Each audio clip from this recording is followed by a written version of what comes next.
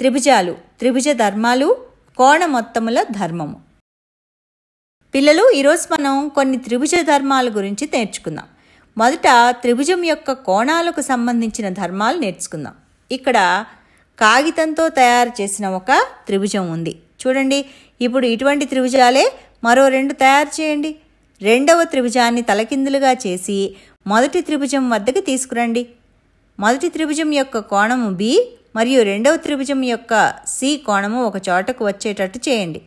మళ్ళా మూడవ త్రిభుజం యొక్క ఏ కోణము రెండవ త్రిభుజం యొక్క సి కోణము దగ్గరగా వచ్చేటట్టు ఉంచండి.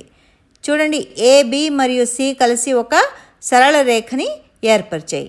మనం ఏబిసిలు 3 కలిసి సరళ కోణాన్ని ఏర్పరిచాయి అని చెప్పచ్చు. దాని విలువ 180 డిగ్రీలు. అందువల్ల angle A plus angle B plus angle C is equal to 180 డిగ్రీలు. కాబట్టి ఒక త్రిభుజంలోని 3 కోణాల మొత్తము 180 డిగ్రీలు అని నిరూపించబడింది.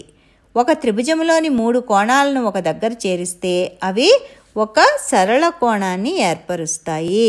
అంటే త్రిభుజంలోని 3 కోణాల మొత్తము 180 డిగ్రీలు అని అర్థం. కాబట్టి త్రిభుజంలోని 3 కోణాల మొత్తము 180 డిగ్రీలు. దీన్ని కోణ మొత్తముల ధర్మము అంటారు.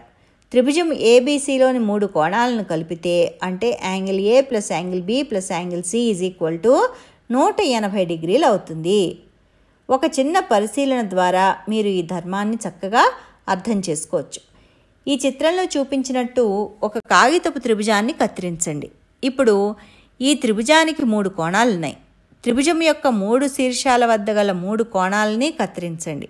చూడండి, ఇక్కడ మనం త్రిభుజం యొక్క 3 శీర్షాల వద్ద గల 3 కోణాలని కత్తిరించాం.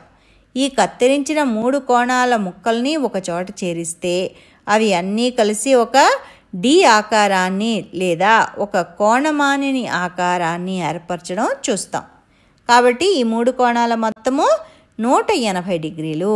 ఇది అన్ని త్రిభుజాలకి సత్యము. త్రిభుజ కోణ మొత్తముల ధర్మాన్ని ఒక్కసారి గుర్తు చేసుకోండి. ఒక త్రిభుజం యొక్క 3 కోణముల మొత్తము 180 డిగ్రీలు. ఒక త్రిభుజంలోని 3 కోణములు కలపగా అంటే angle A plus angle B plus angle C విలువ 180 డిగ్రీలు అవుతుంది. మరి ఇప్పటివరకు నేర్చుకున్న అంశాన్ని మరోసారి చూసి మీరు సాధన చేయండి. తర్వాత పాఠంలో మరిన్ని విషయాలు నేర్చుకుందాం.